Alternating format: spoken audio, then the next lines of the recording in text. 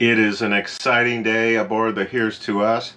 We are currently sitting just east of the Coast Guard station in Sault Sainte Marie, getting ready to go through the locks. We will be going upbound into Lake Superior.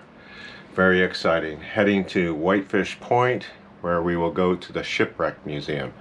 But as far as getting through the locks here, what we did was we called them early. We have another person who wants to go through, another boat that wants to go through, and we have coordinated with them. So we have been on the radios this morning talking to the lockmaster. We called him at 6:15, told us to call back at 7, and we've watched a ship go upbound, and there's a ship coming downbound, and there's another ship. So there's a series of 3 locks. There's actually 4 locks. 3 of them are operational, and we will be waiting our turn as we go up into the lock. We'll try to give you some footage of that as well. So today it's about 40 miles to Whitefish Bay, and looks like it should be a great day out there. A little overcast skies right now, but we're expecting the sun to come out probably in a couple hours.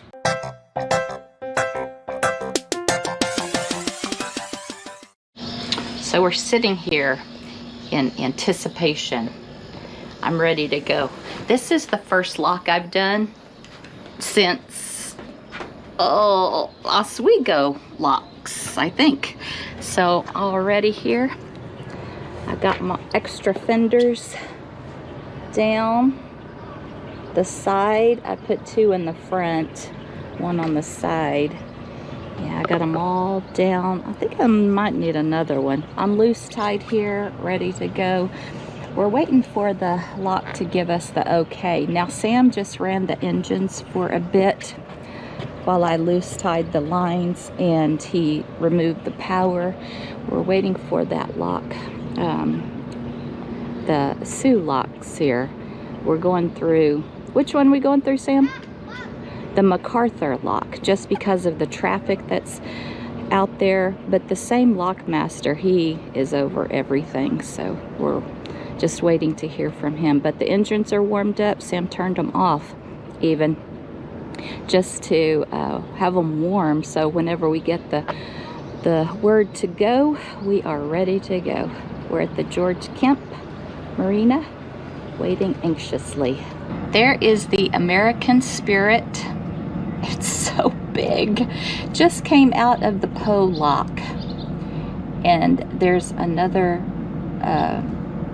freighter going the opposite direction, San Lod. That is the lock that we're going to be using. So American Spirit's coming out. San Lod's coming out on the other side. They're going to lower it, and then the lockmaster will be ready for us. But look at the size of that.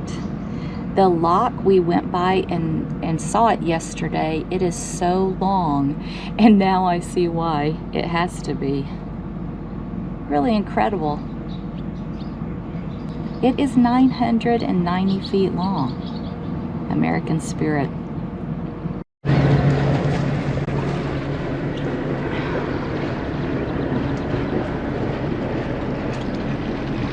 Looking good. This now right here.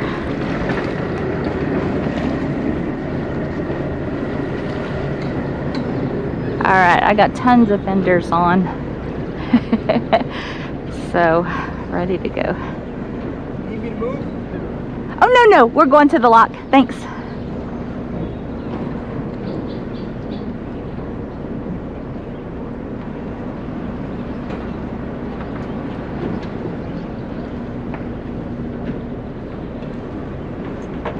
I see American Spirit going that way.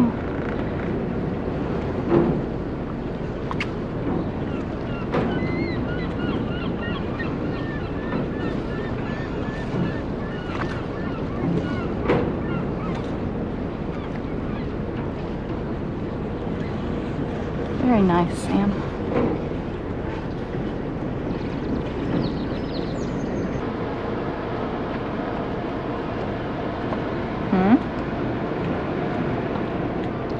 Well, you see a red light. Do you know which one we're going to? Lockmaster wanted us over here at the stop sign until the light turned green. The light turned green, so we are proceeding into the lock. Sam is like a little kid this morning. I do not understand his obsession with the Edmund Fitzgerald, but it's a big day for him. Sam's talking to the lockmaster. Okay, so the lockmaster told Sam that they're going to throw lines down to us, one on the bow and one on the stern. So when we go in here, he's going to turn the engines off, and Sam will be working the stern line from the cockpit. I can see the roof of the observatory. That's where we stood on the top floor watching Sue Locke's tour boat go through yesterday. 1, 2, 3, 4. You can see these 4 locked together. Sam said it's 34 feet deep right here. Well, what kind of draft do those freighters have? Sam said he thinks they have around 25 feet. That'd have to be deep for them. Look at that. You can see paint where freighters have blue paint there, red paint there. Very colorful.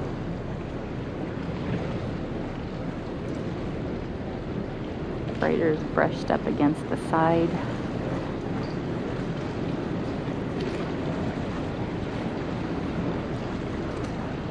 After we go through this lock, that's Lake Superior, isn't it?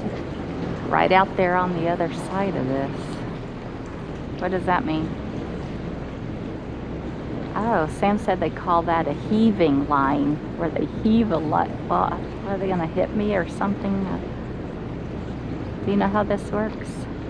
It's a new experience for us. That's what going on an adventure's all about, isn't it? You don't know. Oh, so yeah, see that guy right over there? He's got my line, or he's got our lines.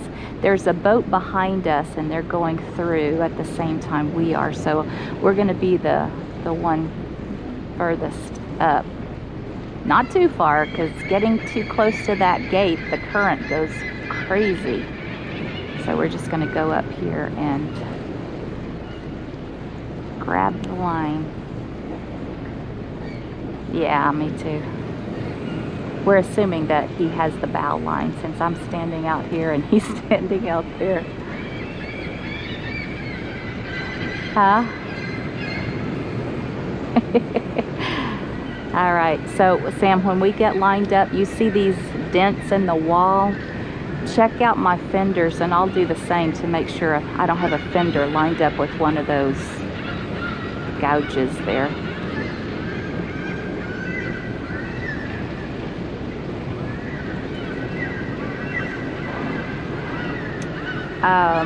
I think I'll put it on the breast line.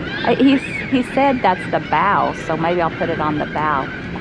Good morning, sir. Do you think I should put it on the bow line or the breast line? Breast cleat. Doesn't matter? Okay. I can go down the second line too if you want. Say that again? I can go down the second line to the stern too. Oh, that would be great. My husband's going to come down to the stern. Okay, he hadn't planned to, but he's going to throw down to the stern as well. You going to hit this? All right, he hit that. I got this. This is a tiny little line. Yeah, I'm just going to wrap it around here. Don't tie it. Well, I got to check my fenders first. Okay, the fenders look great. Turn it off, and he's got your line ready in the back. All right, so I'm gonna go here to this mess I created. All right, I tied it off so I could go check my fenders, but now I'm just gonna feed it through here. It's really long. We have very big or very long lines. I gotta get organized here. Yeah. Okay.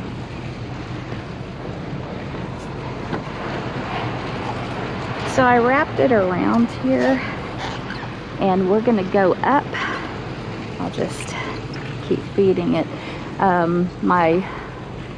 All the fenders that we own right now are, you know, it might be better at the breast line. I'm gonna move. Yeah, I don't like that angle.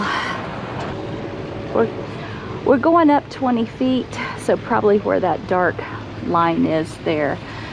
I got one of those things, no fenders close by, and then there's another one of those areas beyond where Sam is standing.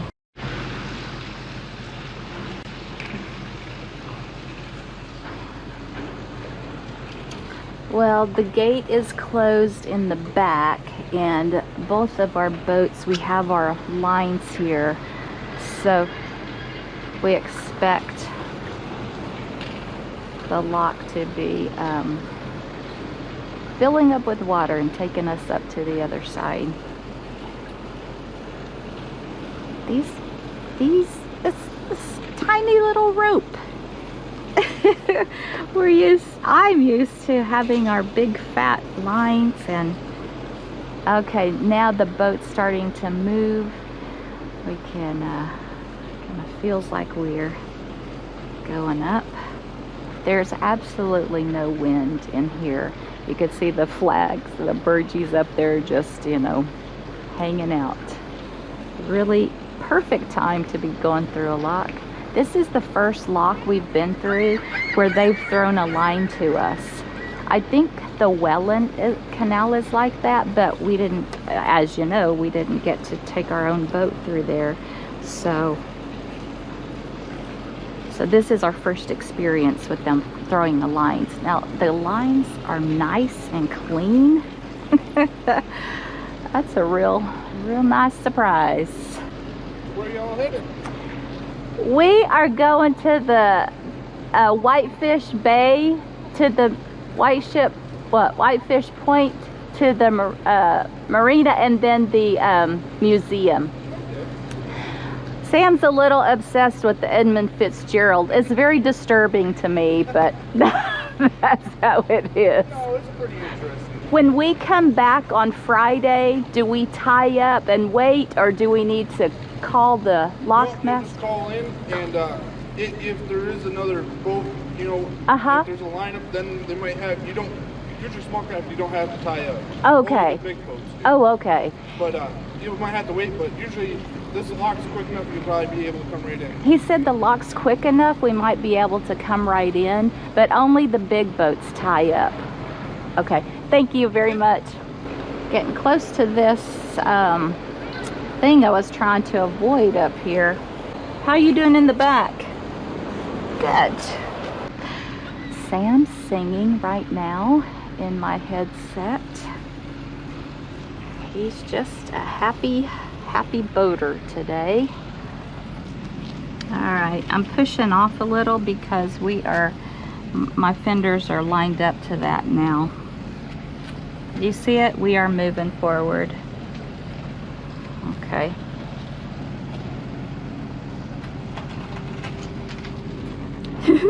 Those fenders are just getting crushed. Push off here a little bit.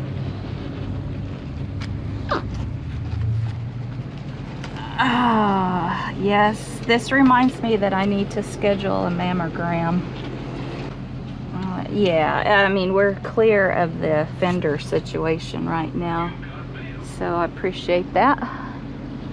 There, look at the Radcliffe Latimer going through that side. That's so incredible. We're doing the same thing that big boats do. We're almost there. Here's the water line here. We've really come forward, haven't we? I know, you can't fight this water sometimes. Yeah, I love it. Going up fast. Well, hello there. Morning. How are you? Good, how are you? Really good. Not used to using such a tiny line. I love it. We use them on everything but working tugs. Uh-huh.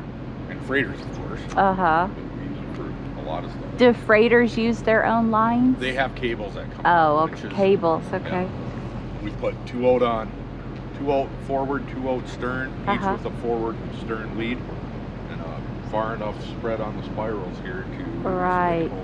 Right. You call those spirals? Spirals, but our term around here is buttons. Or the big yellow mushrooms. Ah, I like it. Guys on the ships use spirals. Oh, okay. We call them buttons. Are you ready for the line? Not yet. We're gonna wait for that arrestor arm to get all the way up. Okay. And if you were like one of the smaller commercial boats, it might not be all the way up. I'd probably start taking it. Okay. But with private craft, we like to make sure it's all the way up. Right. If it would fail. Right. It's a lot of money. He said they wait till the gates are completely open up here. Gates opening, you see the arrestor arm up there? Oh, yes. And there's a, what do you call that? Raised, just like when you came in. Yes. Uh-huh. That black that's to stop a metal. ship that would lose either steering or controls. Right. It'd hit that boom. The boom crumbles itself with a cable under it. It's locked in with a big pin and a big counterweight that spools out on the other end, and it just slows it down so it don't hit the gates. Really? Yep. That doesn't look like that could do that. That's really impressive. That's about a 6-inch cable under there. Wow. Theoretically, they say it'll work. Never seen it. No one's ever seen it. And let's hope you don't.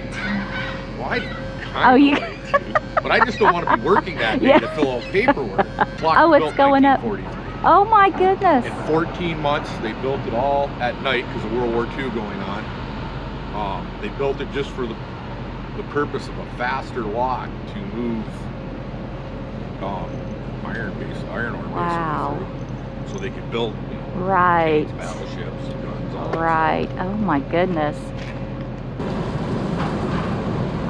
Sam just called the lockmaster and thanked them for the pass and told them we'd be back in a couple of days to go the other way. But today we're on a mission, the Edmund Fitzgerald mission. How somebody could be so excited about a shipwreck, it's very disturbing to me.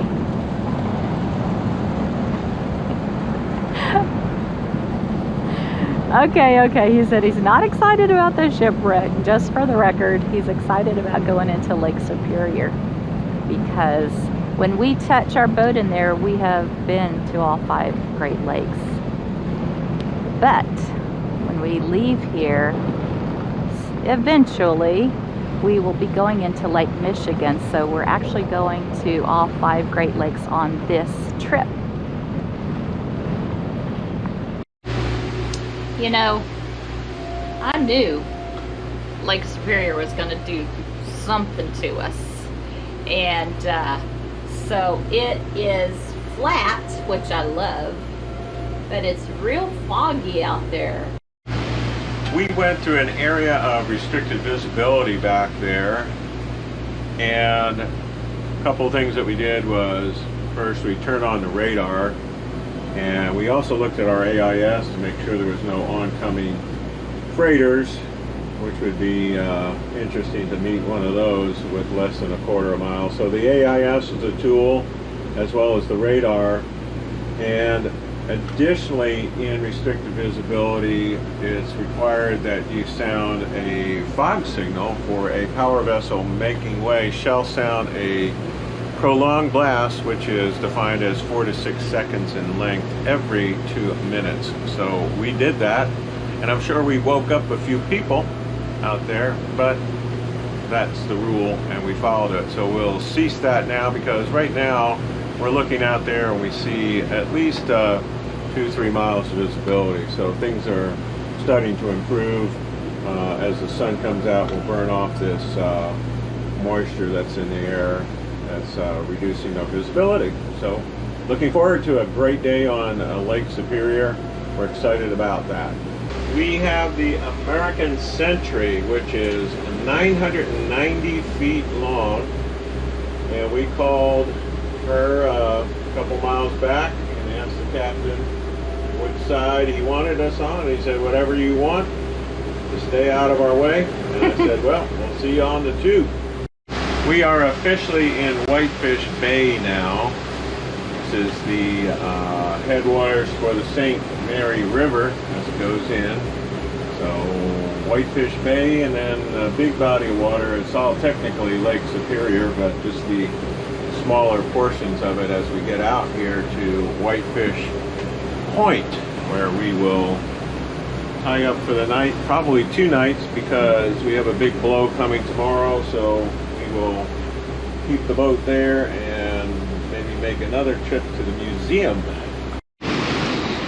We have our lines and fenders out on the port side. Do we know if we're tying up on the port side? No, we don't. We're coming into this Whitefish Point Marina, and it's basically first come, first serve. I see a couple boats in there already. I see a lot of birds flying around. We're gonna come up in here. A gentleman, Sam, called out to a fisherman that's already docked in there, and he told us that it's been dredged recently. They're 6 feet under, so we shouldn't have any trouble with the normal reading the notes about approaching a place. Sam found out to stay to one side, but he said that's not necessary because of the recent dredging. So I might be doing my cowgirl thing and docking us without any assistance, but that's okay. By this time we got the hang of it. I see one boat way on the other side, and that's where we're planning to dock because there's a little more protection. Now we're going to be here 2 nights. Tomorrow, the reason we're not leaving in the morning is that we're going to have some fierce wind and some wave action, and we're not going to chance it. I mean, this lake's kind of bad luck, but going to make the best of it. It is kind of awesome though to be here in Lake Superior. Getting into the harbor was really a non-event. There was a lot of notes and stuff about how shallow it might be, but we docked here nicely, a port tie, which is Rev's favorite, and also got her secured. No power, no water, but a very peaceful spot to stay for the 2 days while we visited the Shipwreck Museum. This is the campus of the Shipwreck Museum. There are 4 buildings that you can go through, and we've seen a lot of maritime museums along the way, but this one was definitely a highlight. Rev and I went for a visit one day, and I went back and spent a whole morning on the next day, and I'll try to cover that in an upcoming video. Thanks so much for coming along on this trip from George Kemp Marina through the MacArthur Lock and up to Whitefish Point into Lake Superior. See you next time on What Yacht To Do.